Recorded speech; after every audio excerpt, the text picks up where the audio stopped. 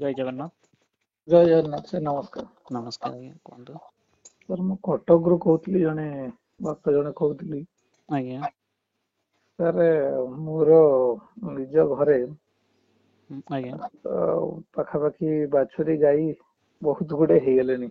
ଆଜ୍ଞା ଆଉ ମୋର ଆଫୋର୍ଡେବୁଲ ମାନେ ରେଞ୍ଜ ଭିତରେ ନାହିଁ, ତାଙ୍କୁ ମୁଁ କେୟାର ନେଇ ପାରୁନି। ଆଜ୍ଞା ଆଜ୍ଞା ଆଉ ବର୍ତ୍ତମାନ 25,000 30,000 ମାସକୁ ଖର୍ଚ୍ଚ ମୁଁ ଆଜ୍ଞା କରୁଛି। ଆଜ୍ଞା ମୋର ଆଜି ପର୍ଯ୍ୟନ୍ତ ଆଜୀବନ ଟିଲ୍ ବାର୍ଥ ଆଜ୍ଞା ଆଜି ପର୍ଯ୍ୟନ୍ତ ଗୋଟିଏ ବି ଗାଈ ଆମ ଘରେ ବିକ୍ରି ହୁଏ ନାହିଁ। ଆଜ୍ଞା born in home, death in home. ଆଜ୍ଞା ତ ବହୁତ ସେବା ଶୁଶ୍ରୂଷା କରିକି ଆଉ ଆଜ୍ଞା ଥକି ଯାଇଛି। ଆଜ୍ଞା ଆଜ୍ଞା କେମିତି କଣ ଟିକେ ମତେ ସହଯୋଗ କରିବେ? ଆଜ୍ଞା ମୁଁ କଣ କରିପାରିବି କି କଣ, ମତେ ଟିକେ ଗାଇଡ କରନ୍ତୁ ଟିକେ। ୟୁଟ୍ୟୁବ ରୁ ଏଇ ନମ୍ବରଟି ପାଇଲି, ବହୁତ ଦୁଃଖରେ ଥିଲି। ଆଜ୍ଞା ମୁଁ କହିଲି ତ ମେନ୍ ହଉଛି ଫଣ୍ଡ, ମୁଁ ତ ଆଜ୍ଞା ହଁ ଦେଇପାରୁନି ଏତେ ଗୁଡେ।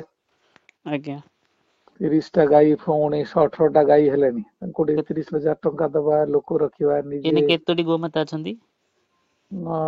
ଅଣ୍ଡିରା ମାଇ ମିଶିକି ପାଖାପାଖି 16ଟା ହେବେ। 16ଟା ଟୋଟାଲି? ଆଜ୍ଞା, ବାଛୁରୀ ଗାଈ ସବୁ ମିଶିକି। ହୁଁ ହୁଁ ହୁଁ ଗାଈ 6ଟା, ବାଛୁରୀ ଅଛନ୍ତି ହୁଁ ହୁଁ ଛୋଟ ବଟ କି ଏତେ ଗୋଟେ ହେଇଗଲେଣି। ହୁଁ ହୁଁ କୋଉ ଆଉ ଗାଈ, କୋଉ ଗୋମାତା ଦେଶୀ, କହିଲେ? ଏକଦମ ଦେଶୀ। ଏକଦମ ଦେଶୀ, ପୁରା ମାନେ ଭଲ ପୁରା ହାଇଟ ପୁରା ବଡି ସବୁ? ପୁରା ଆମ ଗାଈ ମାନଙ୍କର ଟୋଟାଲ ବଡି, ଏସି ରେ ବି ସେ ରହନ୍ତି ବେଳେ ବେଳେ ରୁମ ରେ। ଆଜ୍ଞା ଆଜ୍ଞା, ବଢିଆ ବଢିଆ ଆଜ୍ଞା, ବଢିଆ ଆଜ୍ଞା, ବହୁତ ମୋରି ଭଲ ଲୋକଙ୍କର ପୁରା କଲ୍ ଟା। ସପ ପକା ହେଇଥିବ, ଏସି ରେ ଖରା ଦିନେ ଆସିକି ରୁମ ଭିତରେ ଶୁଅନ୍ତି। ଆଜ୍ଞା ଆଜ୍ଞା, କଣ ଆଉ କରୁଛନ୍ତି ଆପଣ ଏବେ? ମୁଁ ଥିଲି ଏଗ୍ରିକଲଚରରେ, ଗୋଟେ ଛୋଟ ମୋଟ କାମ କରେ ଆଜ୍ଞା ଡିପାର୍ଟମେଣ୍ଟରେ। ଆଉ ଆଜ୍ଞା ମଦର ପେନସନର।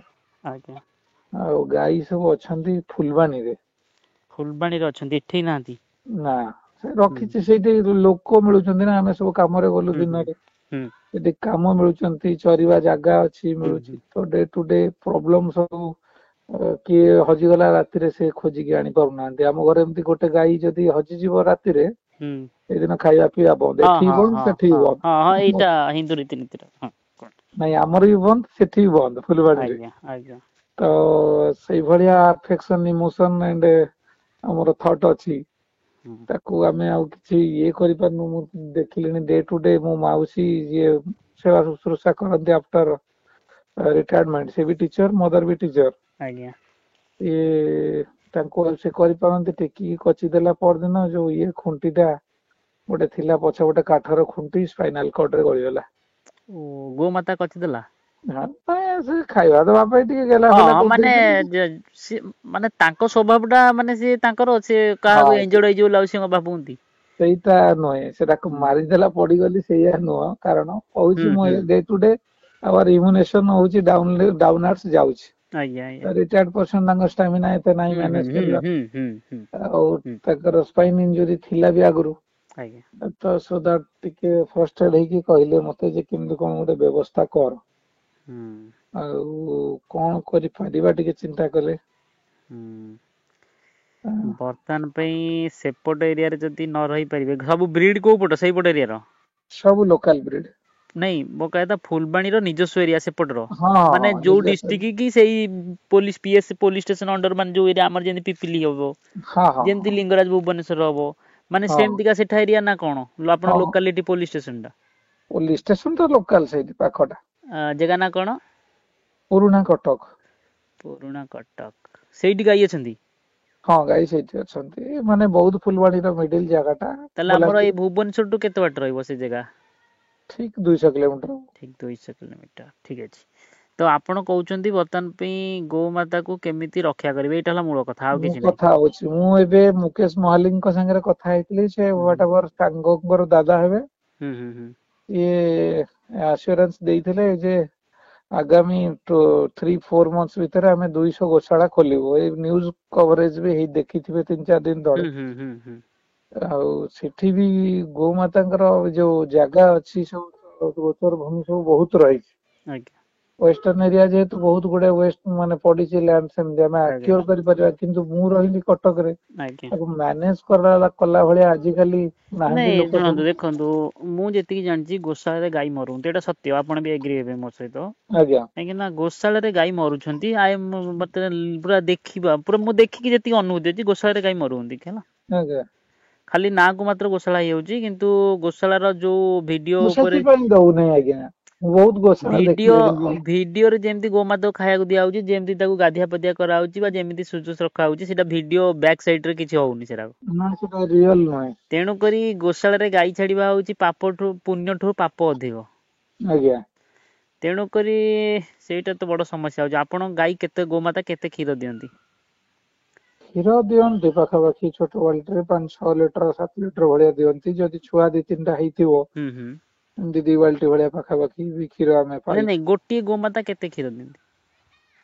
3 ଲିଟର ଭଳିଆ, 3 3-4 ଲିଟର। 3 ଲିଟର। ଠିକ ଅଛି, 3 ଲିଟର ଗୋଟେ ଗୋମାତା 3 ଲିଟର କ୍ଷୀର ଦିଅନ୍ତି। ହୁଁ। ତ ବର୍ତ୍ତମାନ ପାଇଁ କେସ୍ ହଉଛି ସେମାନଙ୍କୁ ରଖିବା ପାଇଁ ଜାଗା ନାହିଁ। ରଖିବା ପାଇଁ ଜାଗା ବହୁତ ଅଛି ଆଜ୍ଞା। ହୁଁ ହୁଁ।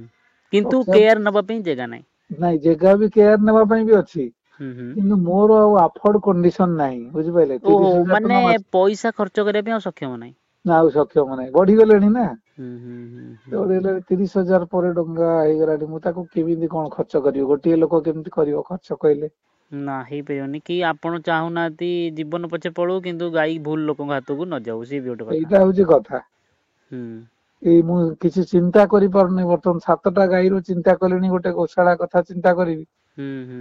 ମୁଁ 7ଟା ଗାଈରୁ ମତେ ବି ସେମିତି କିଛି କମ୍ୟୁନିଟି ମିଳୁନି ଯୋଉ ମାନଙ୍କର ଇଣ୍ଟରେଷ୍ଟ ଅଛି ଗାଈ ଗୋରୁ ରଖିବା ପ୍ରତି।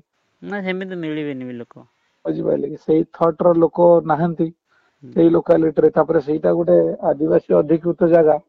ହୁଁ। ଆଉ ସେଠି ମାନେ ଗାଈର ଗୋଟେ ହାଟ ଅଛି ସ୍ଵତନ୍ତ୍ର। ଆଜ୍ଞା। ସେ ହାଟକୁ ମୁଁ ଅନଫର୍ଚୁନେଟଲି ବନ୍ଦ କରି ସାରିଲିଣି। ବଢିଆ ବଢିଆ, ମାନେ ଏ ଯୋଉ ହାଟ ହେଇଛି ସେଠି ଆଉ ତ କେହି ହଳ କରିବାକୁ ନଉନାହାନ୍ତି, କେବଳ କତଲଖାନାକୁ ହିଁ ଯାଉଥିବ। ହଁ ସିଏ ତ ସବୁ କାଲକାଟା ପଳଉଛି ଆଉ। ଲୁଚା ଚୋରାରେ ସବୁ ବିକ୍ରି ହେଇଗଲାଣି, ସେଇ ଗୁହାଟ ବନ୍ଦ ହେଇସାରିଲାଣି ଅଲରେଡି। ହୁଁ ହୁଁ।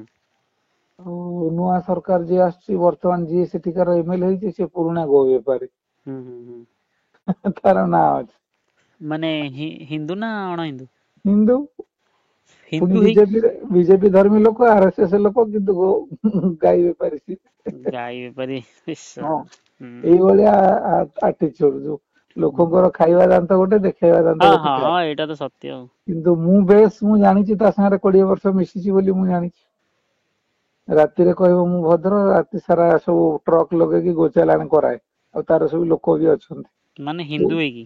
ହିନ୍ଦୁ RSS ଧର୍ମୀ ଲୋକ। ହୁଁ ହୁଁ ଆଉ MLA ବି ଅଛି ବିଜେପିରେ। ହୁଁ କଣ କହିବେ ଆପଣ? ହୁଁ। ଏଇଭଳିଆ ଥିଙ୍କିଙ୍ଗ ର ଲୋକ ବି ଅଛନ୍ତି। ଆଉ ମୁଁ ମାନେ ଗାଈଙ୍କୁ ମୁଣ୍ଡିଆ ନ ମାରିଲେ, ଗୋମାତାଙ୍କୁ ମୁଣ୍ଡିଆ ନ ମାରିଲେ ମୁଁ ଯାଏନି କୋଉଠିକି ଅଫିସ କଣ ଫଫିସ। କହୁଛନ୍ତି? ମୁଁ ଡେଲି ଦେଖା କରିକି ଆସେ, କହିଲା ବେଳକୁ ଏମିତି ଆଖିରେ ପାଣି ପଳେଇ ଆସୁଛି। ଆଉ ସେଇ ହଁ ଆଜ୍ଞା। ଇମୋସନ ଆଫୋର୍ଡେବଲ ରେଞ୍ଜ ଭିତରେ ନାହିଁ ଆଉ। ହ୍ୟାଲୋ। ମୁଁ କଲ୍ କରୁଛି। ମୁଁ କଲ୍ କରୁଛି ଗୋଟେ ଇମ୍ପୋର୍ଟାଣ୍ଟ ମିଟିଂ ଅଛି, କଲ୍ କରୁଛି। ହୁଁ କୁହନ୍ତୁ ଆଜ୍ଞା। ମୁଁ କହିଲି ଏଗୁଡା ସବୁ ଆସ୍ତେ ଆସ୍ତେ ଧୀରେ ଧୀରେ ଆମର ଆଫୋର୍ଡେବଲ ରେଞ୍ଜ ଭିତରେ ନାହିଁ। ହୁଁ ହୁଁ। ମୁଁ 2-4 ପଟ ରଖିଦେଇଥିଲେ ମୋର ଚଳୁଥାନ୍ତା। ହୁଁ।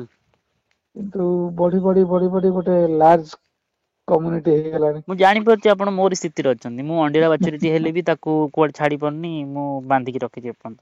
ଆଜ୍ଞା। ସ୍ଥିତିରେ ଅଛନ୍ତି ତ, କାରଣ ଆମେ ତ ଖାଲି କହିଦେଲେ ଗୋ ହତ୍ୟା ବନ୍ଦ ନାଇଁ ହେଇଯିବନି, ନିଜେ ନାଇଁ କାମ ଫିଲ୍ଡ କୁ ଉତରିବାକୁ ପଡିବ।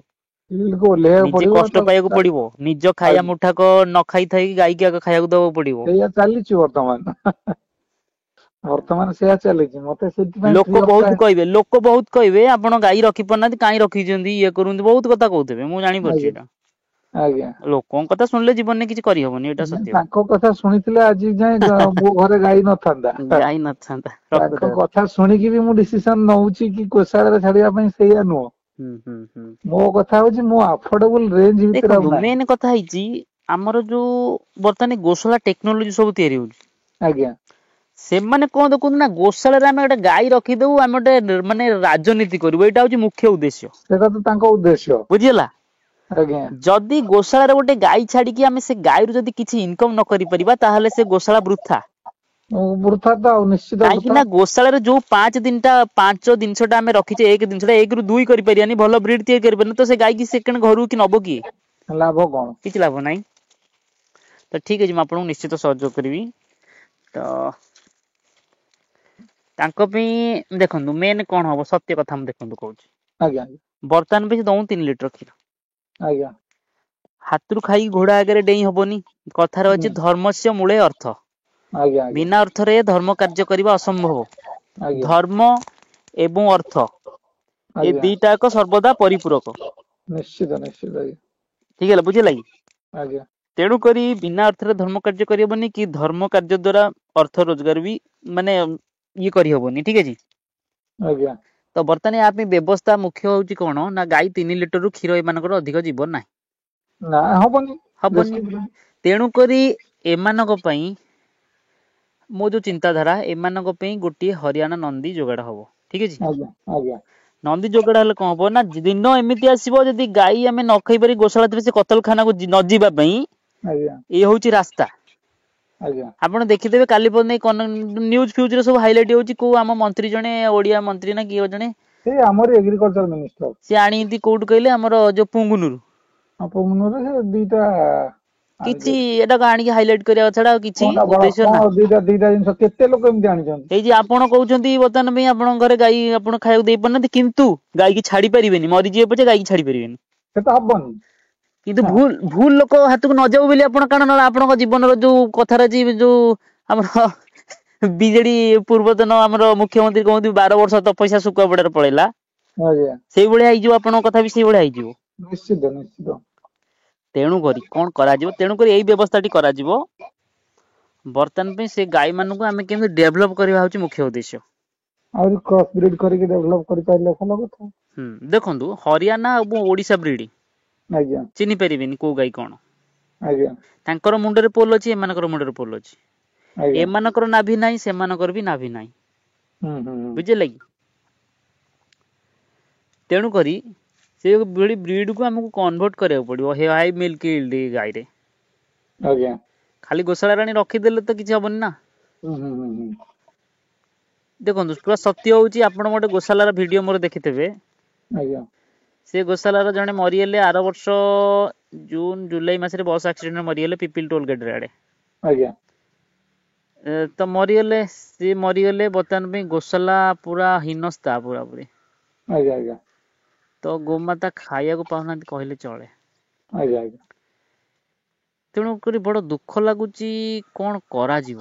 ସରକାରଙ୍କ ନଜର ନାହିଁ। ସରକାର କହିଲେ କଣ ହେଇଛି, ଗୋଚର ଜମି ଇଏ କରିବାକୁ ପଡିବ। ଠିକ ଅଛି, କିଛି ଅସୁବିଧା ନାହିଁ, ମୁଁ ମ୍ୟାନେଜ କରିଦେବି, କିଛି କଥା ନାହିଁ। କିନ୍ତୁ ଆପଣଙ୍କର ଯୋଉ, ଆପଣଙ୍କ ବୟସ ଏଇନେ କେତେ?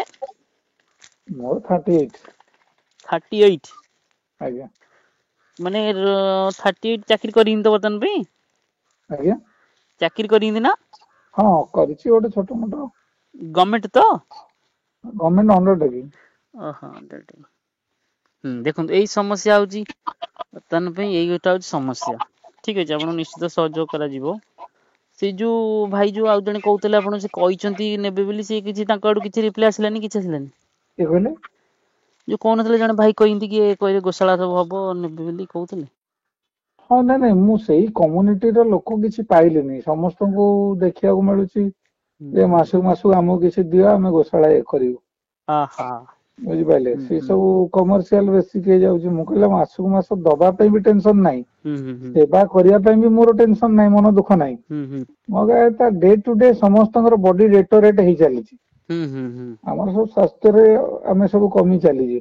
ଆଜ୍ଞା ସେ ଆଜ୍ଞା ଗୋଟେ 65 ବର୍ଷର ଏଜେଡ ଲୋକ, ସିଏ ଗୋ ସେବା କରିବ, କଣ କରିପାରିବ?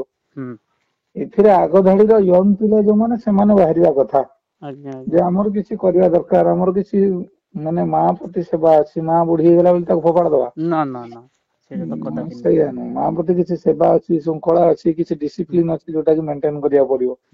କିଛି ନହେଲେ ଗାଁର 50ଟା ଲୋକ ବାହାରି କରିକି ଗୋଟେ ଗୋ ଜାଗା ଯୋଉଠି ଅଛି, ଗୋଚର ଭୂମି, ତାକୁ ଆକ୍ୟୁସନ ନେଇ ସାରିକି ସେଠି ରଖିବା ବ୍ୟବସ୍ଥା କରିବା, କି କଣ କରିବା, ଦାଟ ଇଜ ଲଟ୍ସ ଅଫ ମାନେ କାହାଣୀ ସେ କାହାଣୀ ଭିତରକୁ ପଶିଲେ ଆପଣ ଗଭର୍ଣ୍ଣମେଣ୍ଟ, ସୋସାଇଟି, ଫାଇନାନ୍ସ, ପଲିଟିକ୍ସ ସବୁ ଗୁଡାକ ହ୍ୟାଣ୍ଡେଲ କଲେ ଯାଇକି ଗୋଟେ ଜିନିଷ କରିପାରିବେ। ସିମ୍ପଲ ଲାଇନ ରେ ଆପଣ ହେଇପାରିବେନି, ବୁଝିପାରିଲେ। ସିମ୍ପଲ ଗୋଟେ ଲାଇନ ରେ ଚିନ୍ତା କରିବି ମୁଁ ଯାଉଛି ଗାଡିରେ ଓହ୍ଲେଇବି ଭୁବନେଶ୍ୱରରେ, ସେଇଟା ଆପଣ ଚିନ୍ତା କରିପାରିବେନି। ସେଇ ପ୍ଲାଟଫର୍ମ ଓଡିଶାରେ ନାହିଁ କି ଆମର ଯୋଉ ମାନେ କହୁଛନ୍ତି ସାଧୁ ସନ୍ଥ ଯୋଉମାନେ ପଳେ ଲୋକ ଅଛନ୍ତି ସମସ୍ତେ ଆମେ କରିଦଉଛୁ ଇଏ କରୁଛୁ, ସେଇ ଗୋ ସୁରକ୍ଷା କେବଳ ଭାଷଣ ବାଜିରେ ଚାଲିଛି। ସେଇ ମାନବିକତାର ଲୋକ ନାହାନ୍ତି, ବୁଝିପାରିଲେ। ଆଜ୍ଞା ଏଇଟା ହଉଛି ଆଜିକାଲିର ସମସ୍ୟା। ଆମେ ଗାଈ ରଖିବା ପାଇଁ କଷ୍ଟ ନିଜେ ଅନୁଭବୀ। 8-10ଟା କିଏ କୋଉଠି ଗାଡି ଚଢେଇ ଦଉଛି, କୋଉଠି ମାରି ଦଉଛନ୍ତି, ତା ପାଇଁ କିଛି ନାହିଁ। ଆମର ଆଧୁନିକତାରେ ଗାଈ ମରୁଛି ନା, ଗାଈଟା ମରିଗଲା ବୋଲି କାଇଁ ମନ ଦୁଃଖ କରୁଛୁ। ଆମର ଶଗଡରେ ଯାଉଥିଲେ ସେତେ ବଡ ଆକ୍ସିଡେଣ୍ଟ ହଉନଥିଲା। ଆଧୁନିକତାରେ ଗାଈ ମରୁଛନ୍ତି, ସେଇଟା ସତ୍ୟ। ଆମର ଶଗଡରେ ଯାଉଥିଲେ କି ସାଇକେଲ ରେ ଯାଉଥିଲେ କି ଚାଲିକି ଯାଉଥିଲେ, ଗାଈ କାଇଁ ମରିବେ, କଣ ପାଇଁ ମରିବ? ତମେ ସ୍ପିଡ ରେ ଯିବ ଗାଈ, ତମର ଟାଇମ ଅଛି। ରାସ୍ତାଟା କଣ ଓନ୍ଲି ଫର ୟୁ, ତମ ପାଇଁ ନୁହଁ, ସମସ୍ତଙ୍କ ପାଇଁ। ଗୋଟେ ପିମ୍ପୁଡି ପାଇଁ ବି ରାସ୍ତା, ତମ ପାଇଁ ବି ରାସ୍ତା। ତମେ ଏତିକି ବଡ ଗାଡି କି ନେଇକି ଯାଉଛ, ଟାକ୍ସ ଦଉଛ, ସେ ଚାଲିକି ଯାଉଛି, ତା ପାଇଁ କୌଣସି ୟୁନିୟନ ନାହିଁ କି ଜୁଡିକ୍ସନ ନାହିଁ, ସେ ଟାକ୍ସ ଦବ। ସେଇ ରାସ୍ତା ଉପରକୁ ପଳେଇଗଲା, ସେ ତୁ ପଶୁ, ତା ମୁଣ୍ଡରେ ତା ବୁଦ୍ଧି ନାହିଁ, ସେ ପଳେଇ ଆସିଲା ଆଗକୁ। ତମ ପାଖରେ ଟ୍ରାଫିକ ରୁଲ ଅଛି, ଗାଈଟା ପଶି ଆଇଲା ମୁଁ ଚଢେଇ ଦେଲି, ସେଟା ନୁହଁ। ତମେ ସେନ୍ସ କରିବା ଦରକାର, ସେଠି ଗାଈ ଅଛନ୍ତି, ମାର୍କେଟ ଅଛି, ମୁଁ ଗୋଟେ ଫାଙ୍କା ରାସ୍ତାରେ ଯାଉଛି, how much speed I will maintain my vehicle to life will be save. ତମେ କେମିତି ସେଭ୍ କରିପାରିବ, ତମ ୟୁ ଆର ଡ୍ରାଇଭର। ଗଡେ ପଶିଗଲା, ଦୌଡିଗଲା, ସେଇଟା ତ ସ୍ୱାଭାବିକ କଥା। ଆଜି ମୋ ମାଉସୀକୁ ଟେକିକି କଚିଦେଲା ଗାଈଟା, ତା ଖୁଣ୍ଟି ପଶିଗଲା, ସେଟା ମୁଁ ଦୋଷ ଦେବି କି ଗାଈକୁ? ଗାଈ କି ଏଇଟା ଦୋଷ ଦେବେ, ଏଇଟା ବୟସର ଦୋଷ ହବ। ସେଇଟା ବୟସର ଦୋଷ, ଆମର ଫିଟିଲନେସ ର ଦୋଷ। ଆମେ ଧ୍ୟାନ ଦେଇନୁ ଯେ ସେ ଟେକି କଚିଦବ କି କଣ କରିବ, ବୟସ ଦୋଷ। ବୁଝିପାରିଲେ। କିନ୍ତୁ ସେଇ ଥଟ ମୋର ଜମା ନାହିଁ, ଗାଈ ମାରିଦେଲା, ଇଏ କରିଦେଲା, କି ସେଇଟା ଗାଈ ଗୋରୁ ଦେଖନ୍ତୁ, ଗାଈ ଗୋରୁ ବି ଜାଣିପାରନ୍ତି ଏ ଲୋକ ଆମକୁ ଭିଡିଲେ ଆମେ ଆଉ ତାକୁ ବଳ ତାର ପାଇବନି, ଇଏ ସେମାନେ ବି ଜାଣିପାରୁନ୍ତି, ଏଇଟା ସତ୍ୟ। ସେଇ ଥଟ ଯଦି ମୋର ଥାନ୍ତା, ଗାଈ ଆଜି ଯାଇ ନଥାନ୍ତେ ଘରେ। ତେଣୁକରି ମତେ ଆପଣଙ୍କର ଯୋଉ ଥଟ ବି ରହିଲା, କ୍ରସ ବିଟ କରେଇବା, ଇଏ କରିବା, ଏଇଟା ବି ଠିକ କଥା। କିନ୍ତୁ ଅଣ୍ଡିରା ବାଛୁରୀ ଗୁଡା କଣ କରିବା, ବଡ ସମସ୍ୟା। କିଛି ଫଣ୍ଡ ଦବା ପାଇଁ ମୁଁ ବି ରାଜି, ବୁଝିପାରିଲେ କି? ଠିକ ଅଛି, ଆପଣ ଫଣ୍ଡ ଦବା ପାଇଁ ଯଦି ରାଜି ଅଛନ୍ତି, ନହେଲେ ଚାଲନ୍ତୁ ଥରେ ଫୁଲବାଣୀ, କେବେ ସମୟ ବାହାର କରି। ଆପଣ କଣ କରନ୍ତି ମୁଁ ତ ଜାଣିନି। ଦେଖନ୍ତୁ, ମୁଁ ଫାଉଣ୍ଡର ବିଶ୍ୱ ଗୋମାତା ସୁରକ୍ଷାର। ଆଜ୍ଞା ଆଜ୍ଞା।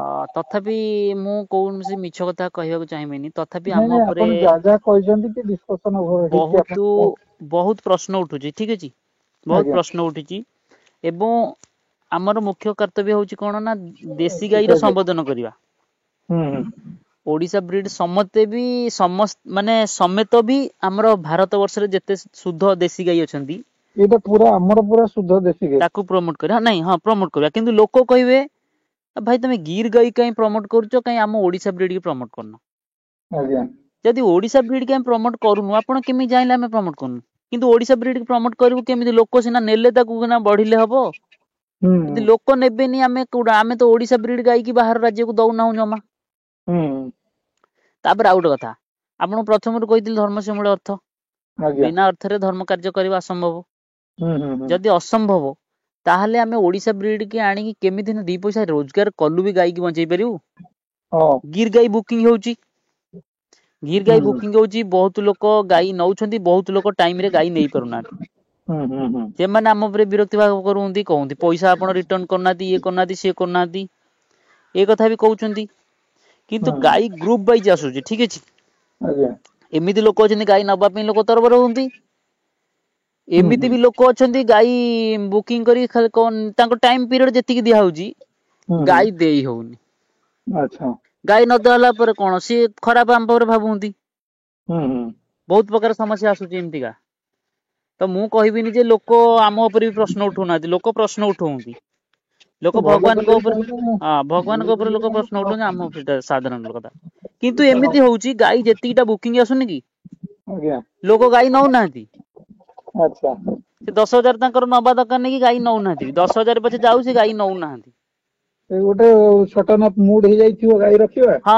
ତାପରେ ଏମିତି ବି ହଉଛି, ଗୁଡେ ଭାଇ ଲୋକ ବୁକିଂ କରିକି ବି ସେ ଟାଇମ ରେ ବି ନେଇ ପାରୁନାହାନ୍ତି। କାହା ପାଇଁ ନେଇ ପାରୁନାହାନ୍ତି ନା, ଯୋଉମାନେ ବୁକିଂ କରିକି ନଉନାହାନ୍ତି ସେମାନଙ୍କ ପାଇଁ ନେଇ ପାରୁନାହାନ୍ତି। ସେମାନେ ଗୋଟେ ହୋଲ୍ଡ ଅପ୍ କରିକି ରଖିଦେଲେ। ହୋଲ୍ଡ ଉପରେ ରଖିଦେଲେ ଏମିତି ପ୍ରୋବ୍ଲେମ ହଉଛି।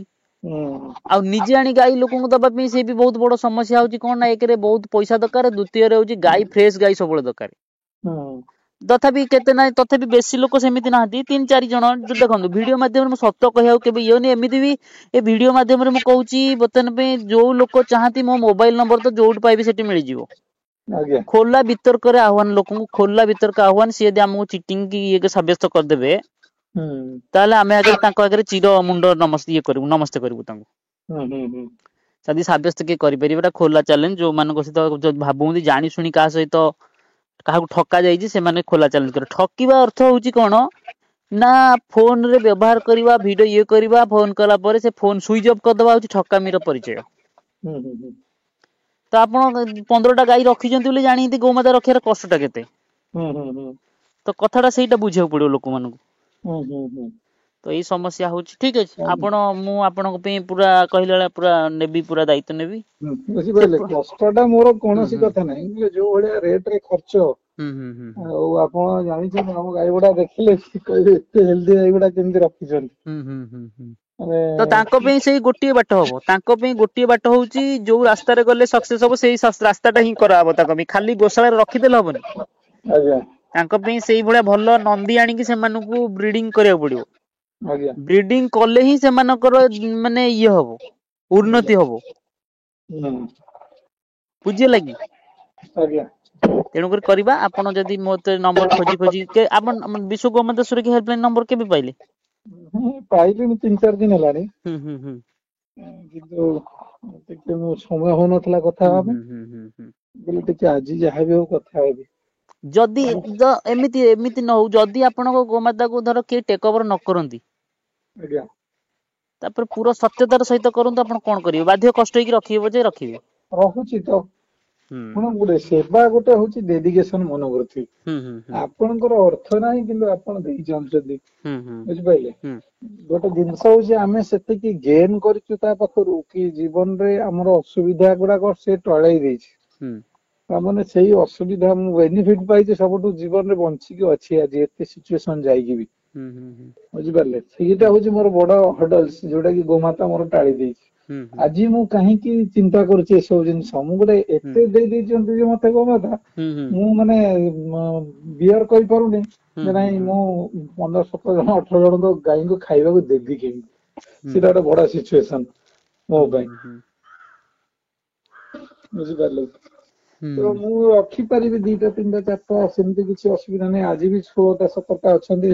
ଆପଣଙ୍କର କ୍ଲିୟର କଟ୍ ମୋତିରୁ ଜଣା ପଡୁଛି। ଆପଣ ହଉଛି ବର୍ତ୍ତମାନ ଗୋଟେ ସୁପାତ୍ର ଖୋଜିବାକୁ ଚାହୁଁନ୍ତି, ଯିଏ ଗାଈ କି ବଚନ ସହକାରେ ରଖିପାରିବ ଏବଂ ସାରା ଜୀବନ ପାଇଁ ରଖିପାରିବ। ଏମିତି ନୁହେଁ କି ଆଜି ନେଇଗଲା ରଖିଦେଲା, କାଲି ଗାଈ ମାନଙ୍କ ଅବସ୍ଥା ନଥିବ କି ଗାଈ କୋଉଠି ନଥିବେ, ଏମିତି ବି ହବନି। ଏଇଟା ବି ଇଏ ଏଇଟା ହିଁ ଥଟ ମୋର। ସେମିତି ନବାକୁ କିଏ ଆସିଛନ୍ତି ନା କେହି ସେମିତି କିଏ ଆସିନାହାନ୍ତି କେବେ ନବାକୁ? ନାଇଁ, ମୁଁ କାହାକୁ ଦେଇନି। ସେମିତି ବହୁତ ଲୋକ କହିଛନ୍ତି କି ସେ ଗାଁ ମସର ଲୋକ ନେଇଯାଆନ୍ତି 1-2ଟା। ଏଇ ମୋର ଆକ୍ସିଡେଣ୍ଟରେ ଚିଡେଇକି ଜଣକୁ ଯିଏ ଚରଉଥିଲା ଗାଈ, ତାକୁ ଦେଇଦେଲେ ଗୋଟେ। ସେ ତା ଆର ଦିନ ଗଲା ବେଳକୁ ଗାଈ ନାହିଁ ତା ଘରେ। ଗାଈ କହିଲେ, ମୁଁ କହିଲି କୁଆଡେ ଗଲା ଗାଈ? ଆଉ ନା, ମୁଁ ଇଏ କରିଛି, ଜଣେ ନେଇଛି ତାକୁ ବଛା କରିବା ପାଇଁ, ଆଉ ସେ ଦେଇଦବ କହିଛି 3 ଦିନ ଭିତରେ। ମୁଁ କହିଲି ଦେଖନ୍ତୁ ଟଙ୍କା 5,000 ନେ ପଛେ, ତୁ ସେ ଗାଈ ଆଣିକି ମତେ ରାତି ସୁଦ୍ଧା ଦେ। ଦେଲା ଆଣିକି? ନା, ଆଉ ତାହେଲେ ବିକି ଦେଇଛି କୁଆଡେ? ବିକ୍ରି କରିଦେଇଛି। ଆଉ ବିକ୍ରି କରିଦେଇଛି, ତାକୁ ବାନ୍ଧିକି ମାଡ ଫାଡ ହେଲା। ଭୁଲ ମାଗିଲି, ମୁଁ କହିଲି ଯାହା ଭୁଲ ହେଇଗଲା ହେଇଗଲା। ଆଉ ଟିକେ ମାନେ ଫିକିଲନେସ ରୁ ଏତେ ବଡ ଭୁଲ ହେଇଗଲା।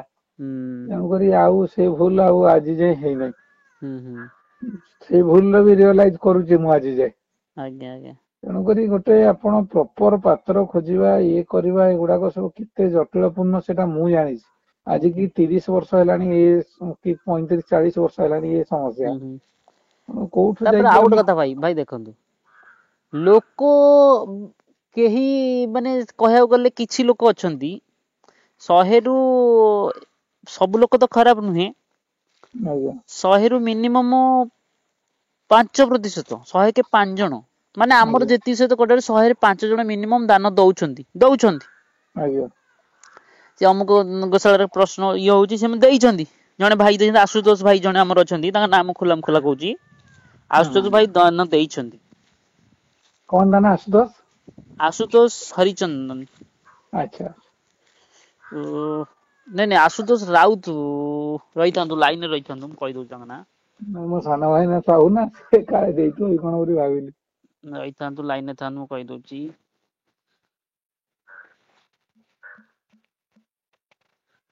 आशुतोष राउत आज्ञा फ्रॉम होई आशुतोष राउत जयपुर।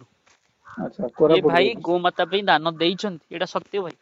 आज्ञा ସେଇଥିପାଇଁ କହିଲି 105% ଲୋକ ଦାନ ଦଉଛନ୍ତି ଇଏ କରୁଛନ୍ତି।